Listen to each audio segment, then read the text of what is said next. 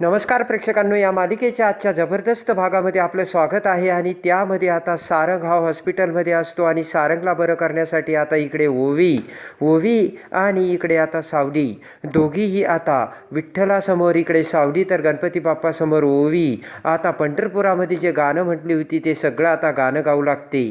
आणि विठू माझा सावळा हरी वाट पाहतो कर धरुणी विटेवरी, असे आता गाणे गुणगुणत सावी आता सारंगसाठी गाणं गाऊ लागते. आणि त्याच वेळेस इकडे आता सारंगच्या बोटाची हालचाल होऊ लागते.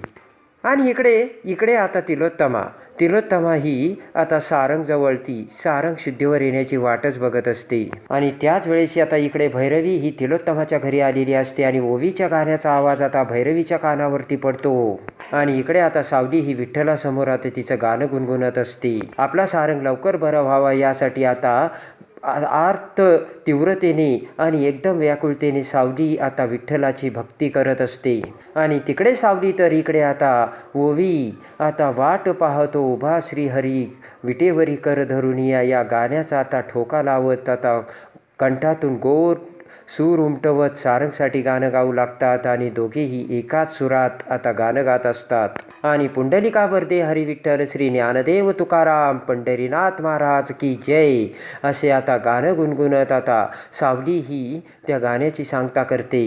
आणि त्याच वेळेस आता इकडे तिलोत्तमा सारंगच्या जवळ येते. सारंगच्या हाताची हालचाल होऊ लागते. आणि आता तिलोत्तमा सारंगच्या एकदम जवळ येऊन म्हणते की सारंग उठ, तुला काय म्हणायचं ना ते सगळं मी ऐकते आणि बोल सारंग. आणि इकडे आता सारंगला धरून तिलोत्तमा म्हणते की बोल, इथे तुझी आई आहे सारंग, तुला काय हवं सांग मला, तोंडाने बोल तू सारंग, असे म्हणत आता तिलोत्तमा ही सारंगला उठू लागते. आणि इकडे आता ओवीचं गाणं आता पूर्ण होता क्षणी आता भैरवी तिथे येऊन आता ओवीकडे बघत टाळ्या वाजवते. तर ओवी आता भैरवीला बघते. आणि इकडे आता भैरवी ओवीजवळ येते आणि म्हणते की तुझं गाणं ऐकून ना कान तृप्त झाली. आणि ओवीला धरून आता भैरवी म्हणते की अगं किती गोड गाळा आहे तुझा, छान अप्रतिम गायलं तू. आता इकडे ओवी म्हणते की तुम्ही कोण आणि घरात तर कोणीच नाही आहे, मग तुम्हाला कुणाला भेटायचंय. आणि भैरवी हसतच म्हणते की अगं मी तुलाच भेटायला आले. तर ओवी म्हणते मला का भेटायला आल्यात. आणि ओवी म्हणते की मी तर तुम्हाला ओळखतच नाही आहे. आणि ओवी म्हणते की तुम्ही मला का भेटायला आल्यात. तेव्हा आता भैरवी म्हणते की मी कोण आहे ना हे मी तुला सांगेलच, पण मला अगोदर कळायला हवं की हा गोड गळा कुणाचा आहे तो. आणि भैरवी तिला आता नाव विचारते. तर तेवढ्यात आता ओवी म्हणते की माझं नाव ओवी. तर भैरवी म्हणते वा वा. आणि आता भैरवी म्हणते की तुझं नावसुद्धा छान आहे आणि तुझा गोड गळासुद्धा छान आहे.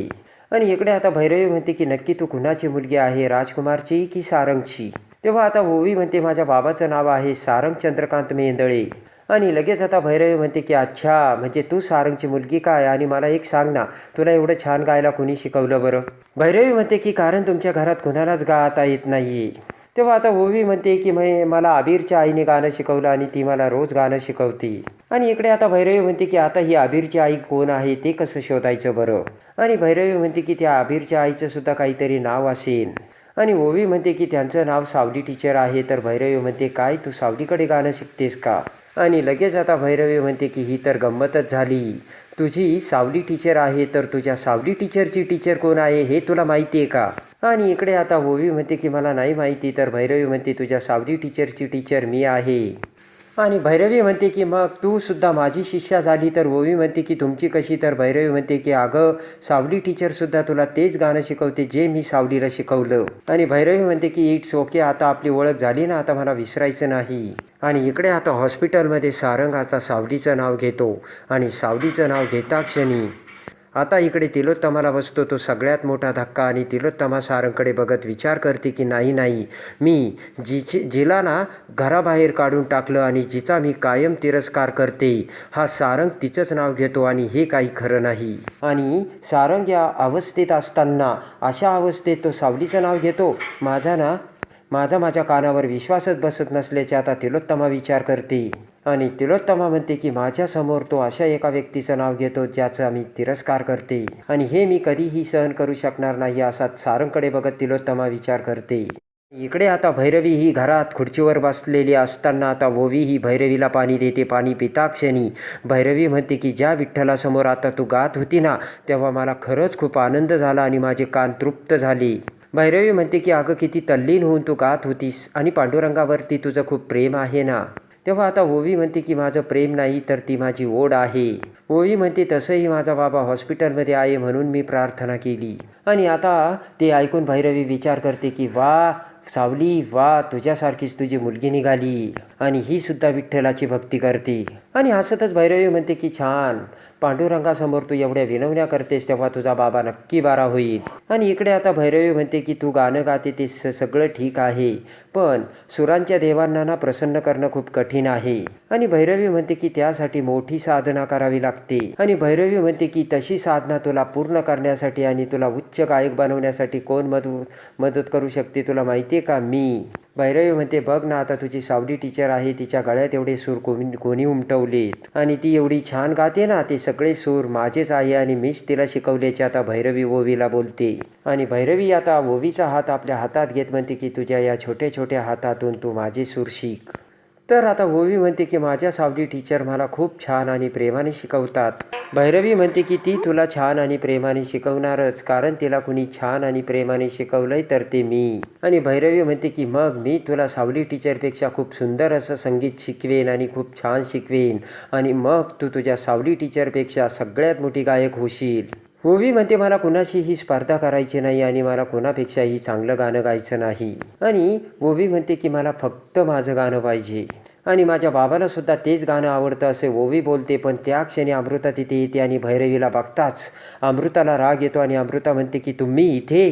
तर भैरवी अमृताकडे बघते आणि अमृता तिथे येत म्हणते की तुम्ही एवढा उशीर झाला, आमच्या घरी काय करताय? आणि पटकन अमृता ओवीला धरते आणि लगेच आता भैरवी म्हणते की आता एवढा उशीर झाला, एवढा काळ लोटला, मग तू ओळखणार तरी कशी? आणि भैरवी म्हणते की माणसाचं नशीब, माणसाचा चेहरा एवढा काळ लोटला म्हणून थोडंफार तरी बदलणारच ना.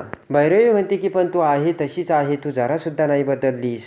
तेव्हा आता ओवी म्हणते की काकू तू यांना ओळखतेस? तर अमृता म्हणते खूप चांगलं ओळखतेस ओवी. अमृता म्हणते सांगा तुमचं काय काम होतं आणि आमच्या घरी काय करताय तुम्ही? भैरवी म्हणते की मी इथे काय करते? अगं तुझ्याच नवऱ्याने राजकुमारने मला फोन केला होता आणि तुझ्याच नवऱ्याने सारंगचा ॲक्सिडेंट झालंय असं कळवल्याचे भैरवी बोलते. भैरवी म्हणते की म्हणून मला राहवलं नाही आणि म्हणून मी चौकशी करून यावी यासाठी इथे आली. आणि भैरवी म्हणते की उद्या जर काही बरं वाईट झालं तर त्यापेक्षा भेटूनच यावं असं मला वाटलं. आणि लगेच आता भैरवी म्हणते की म्हणजे सारंगला जास्त दुखापत तर नाही ना झाली आणि म्हणून मी घरीच काहीतरी बघून यावं असं विचार केला आणि आले असल्याचे आता भैरवी बोलते. आणि अमृता म्हणते की झाली ना चौकशी करून, मग आता तुम्ही निघू शकता, मी सांगेन तुम्हाला त्यांना कॉल करायला. आणि भैरवी म्हणते की मला वाटतंय की आता असं कळायला लागलं की तू सुद्धा बदललीस अमृता आणि मी माणुसकीच्या नात्याने आले होते. आणि उठून उभा राहत अमृताकडे बघत आता भैरवी म्हणते बाय द वे येते मी. आणि ओवीकडे बघत ओवीचा चेहरा आपल्या हातात धरत भैरवी म्हणते बाय द वे तू ओवी खूप छान गातेस आणि अतिशय गोड गळा आहे तुझा आणि अशीच छान गात राहा. आणि लगेच आता ओवी ही भैरवीच्या पाया पडताच आता भैरवी म्हणते अरे वा आणि आयुष्यमान भाऊ असा भैरवी ओवीला आशीर्वाद देते. आणि ओवीचे गाल पकडत आता भैरवी म्हणते की लवकरच आपण भेटूयात. आणि भैरवी निघून जाताच इकडे आता अमृता म्हणते की ओवी तुला सांगितलं होतं ना घरी जर कोणी आले तर मला कॉल कर म्हणून. ओवी म्हणते की मला वेळच नाही मिळाला, मी ना बाबासाठी गाणं गात होते आणि तेवढ्यात त्या आल्या आणि त्यांनी मला बोलूच दिलं नाही. ओवी म्हणते की त्या मला म्हणाल्या की त्या सावली टीचरच्या गुरु आहेत आणि आजीच्या खास फ्रेंड आणि म्हणून मी त्यांच्याशी बोलत होते. आणि आता अमृता म्हणते की बरं जाऊ दे, जा ओवी तुझ्या रूममध्ये जा. ओवी निघून जाताच इकडे आता अमृता ही बबलूला फोन लावते आणि म्हणते की बबलू आला का रे सारंग शुद्धीवर? आणि एवढ्यात तिलोत्तमासुद्धा आता हॉस्पिटलकडे निघालेली असते आणि दरवाजाच्या बाहेर येताच आता तिलोत्तमाला बबलूचा फोन येतो. तिलोत्तमा म्हणते बबलू जरा धीर धरशील का, मी आता निघाली हॉस्पिटलला. आणि लगेच आता बबलू म्हणतो की मॅडम माझं ऐकून तर घ्या, सारंग दादाला डिस्चार्ज दिला आहे. तर तिलोत्तमा म्हणते की अरे वा बरं ऐक बबलू मी निघतेच आहे, तू तोपर्यंत पेपरवरती सह्या कर आणि आपण त्याला लवकरात लवकर घरी घेऊन येऊयात. आणि तिलोत्तमा म्हणते की सगळं काही तिकडे व्यवस्थित कर आणि सारंगला त्रास व्हायला नको बरं का. तर बबलू होकार देतो. आणि लगेच आता बबलू म्हणतो की मॅडम ऐका ना, सारंग दादा सारखं सारखं सावलीचं नाव घेतोय आणि लगेच आता बबलू म्हणतो की डॉक्टर विचारत होते की या सावली कोण. तर तिलोत्तमा म्हणते की मग तू त्यांना काय सांगितलं. तर बबलू म्हणतो की मग मी सगळं खरं खरं सांगितलं आहे. तिलोत्तमा म्हणते की तो काय वेडा आहे का, वेड लागला का, मूर्ख आहे का रे बबलू तू, असं कशाला सांगायचं. आणि डॉक्टरांना आपल्या घरातल्या काय पर्सनल गोष्टी सांगायच्या असतात का. आणि लगेच आता डॉक्टर काय म्हणाले असे तिलोत्तमाने विचारताच बबलू म्हणतो की सारंगदादाला जर 100% बरं करायचं असेल तर फक्त सावली वहिनीच करू शकते असे आता डॉक्टर बोलल्याचे आता बबलू तिलोत्तमाला बोलतो. आणि सावली वहिनी जर त्याच्याशी बोलली आणि त्याच्या आयुष्यात घडलेल्या जर सगळ्या गोष्टी त्याला आठवल्या तर तो लवकर बरा होईल असे बबलू आता तिलोत्तमाला सांगतो. आणि तिलोत्तमा म्हणते की इम्पॉसिबल आहे, त्या पोरीला माझ्या घरात मी कधीही घेणार नाही. बरं ऐक बबलू, डॉक्टर जे काही बोलले ना ते कुणालाही सांगू नकोस. आणि तिलोत्तमा म्हणते की बबलू मी तुला जे काही सांगते तेवढंच कर. आणि इकडे आता तिलोत्तमा म्हणते की सारंगचा डिस्चार्जचं सगळं व्यवस्थित बघ. इकडे आता मोनिका ही भैरवीच्या घरी आलेली असते आणि तिथे कोणीच नसतं. आणि पटकन आता पडदा बाजूला करून मोनिका इकडे तिकडे बघू लागते. आणि पडदा बाजूला करताच आता मोनिका इकडे तिकडे बघू लागते. तर तेवढ्यात पाठीमागून भैरवी तिथे येत मोनिकाकडे बघते आणि म्हणते की मोनिका अगं काय शोधतेस. आणि ते ऐकताच आता मोनिका पाठीमागे बघत हसतच आता भैरवी समोर येते आणि म्हणते की अहो मी काय शोधणार तुमच्या घरात, तुम्ही इथे नव्हता म्हणून मीच तुम्हाला शोधत होते. आणि मग मला आठवलं की त्या दिवशी इथे कोणीतरी होतं म्हणून मी डोकावलं. आणि मोनिका म्हणते की तेच बघत होते, परत इथे कोणी दिसतंय का. आणि ते ऐकताच आता भैरवी म्हणते की स्मार्ट, अति हुशार. मोनिका त्याचं काय आहे ना, तू तुझ्या घरच्यांना गुंडाळलंय, तुझ्या नवऱ्याला गुंडाळलंय, तुला असं वाटतंय का तू तशीच मला गुंडाळशील म्हणून. आणि खाली बसत आता भैरवी म्हणते की तू तशी मला गुंडाळू शकत नाही कारण तुझ्या आवाक्याच्या त्या खूप बाहेर आहे. हसतच आता मोनिका म्हणते भैरवी जावो काय बोलताय तुम्ही. मोनिका म्हणते मी तुम्हाला सांगितलं ना, मी तुम्हाला शोधत होते आणि त्या दिवशी मला इथे कोणीतरी दिसलेलं होतं ना, आणि मग मी तेही बघत होते की ते त्या दिवशी दिसलेली इथे कोणी दिसतंय का. आणि भैरवी म्हणते की मोनिका तुझी नाटकं बंद कर. आणि इकडे आता सावलीने अन्न पाणी सोडलेलं असतं तर अबीर आता जेवणाचं ताट घेऊन सावली समोर येतो. आणि आता अबीर म्हणतो की आई तू असं उपाशी किती दिवस राहणार आहे आणि मला काय बरं वाटतंय का, मला सुद्धा त्रास होतो, तेव्हा तू आता जेवण करून घे. आणि सावली म्हणते की मला आता जेवणाची इच्छाही नाही आणि भूकही नाही. आणि सावली आता जेवायला नकार देते. आणि इकडे आता अबीर म्हणतो की त्यांच्यासाठी ओवीच्या बाबांसाठी तू अशी उपाशी बसलीस. तर आता सावली म्हणते की विठुराया संकटाच्या वेळी सगळ्यांना मदत करतो, पण आता तो गप्प बसलाय आणि जोपर्यंत विठुराया सारंगला बरं करत नाही तोपर्यंत मी काहीच खाणार नसल्याचे सावली अबीरला सांगते. अबीर म्हणतो की अगं असं काय करतेस तू आई, अगं तर जर तू जेवली नाही आणि जर तुला काही झालं तर मला काय होईल. आणि सावली म्हणते की मला काहीच नाही होणार, माझ्यावरती विश्वास ठेवा अबीर. तर तेवढ्यात अमृता तिथे येते आणि लगेच आता सावली अमृताला बघत उठू लागते. तर अमृता म्हणते की बस सावली बस. आणि अमृता आता अबीरला पाणी आणायला सांगते. अबीर आता आतमध्ये जाताच अमृता म्हणते की सावली तू सारंगसाठी उपास धरलाय ना. आणि अमृता म्हणते की अबीरने एवढ्या प्रेमाने आणि आग्रहाने जेवण आणलंय तर प्लीज सावली थोडंसं खा. आणि सावली म्हणते की वहिनी नाही मला खायचं नाही. तर इकडे आता अमृता म्हणते की नाही सावली मी तुझा अजिबात ऐकणार नाही.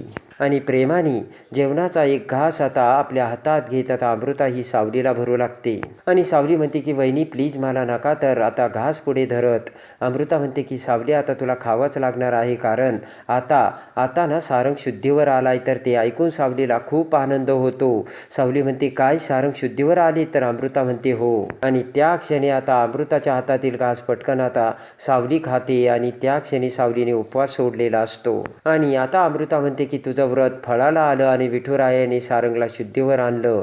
तर आता सावली म्हणते की वहिनी विठुरायावर माझा पूर्ण विश्वास होता. आणि इकडे आता अमृता म्हणते की सावली अजून एक गोष्ट महत्त्वाची, जेव्हापासून सारंग शुद्धीवर आला तेव्हापासून तो फक्त एकच नाव घेतो. तर आता सावली म्हणते की माहिती आहे मला ओवीचं ना. तर आता अमृता म्हणते की नाही तो फक्त त्याच्या तोंडाने सावली असं नाव घेतो. तर ते ऐकता सावलीला धक्का बसतो. आणि अमृता म्हणते की सावली सारंग शुद्धीवर आल्यापासून त्याने फक्त तुझ्याच नावाचा जप सुरू केला आहे. तर सावलीच्या डोळ्यात अश्रू येतात.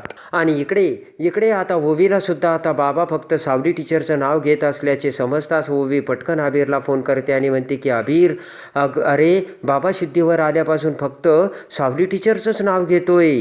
तर आता अबीर म्हणतो काय. तर आता इकडे तेवढ्यात आता तिलोत्तमा पाठीमागून ते ओवीचं बोलणं ऐकते. तर आता ओवी अमृताला म्हणते की काकू बाबा जर सावली टीचरचं नाव घेतो तर आपण सावली टीचरला आपल्या घरी आणूयात ना, मग बाबा लवकर बरे होईल. तर लगेच आता पाठीमागून तिलोत्तमा ते ऐकते आणि तिलोत्तमाला धक्का बसतो.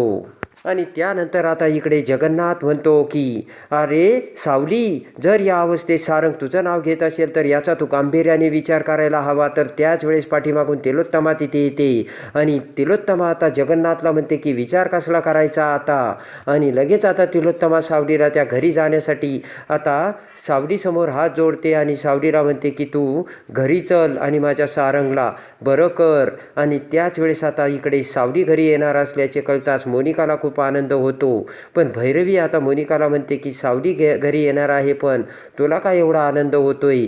तर आता मोनिकाला धक्का बसतो. तर आता मानाने सारंगला बरं करण्यासाठी अखेर तिलोत्तमा ही मानाने सावलीला कशी घरी घेऊन जाते आणि तिलोत्तमाचा माज उतरवत सावली कशी जिंकते हे बघण्यासाठी आणि या मालिकेच्या डेली अपडेटसाठी आपल्या चॅनलला लाईक करा, सबस्क्राईब करा.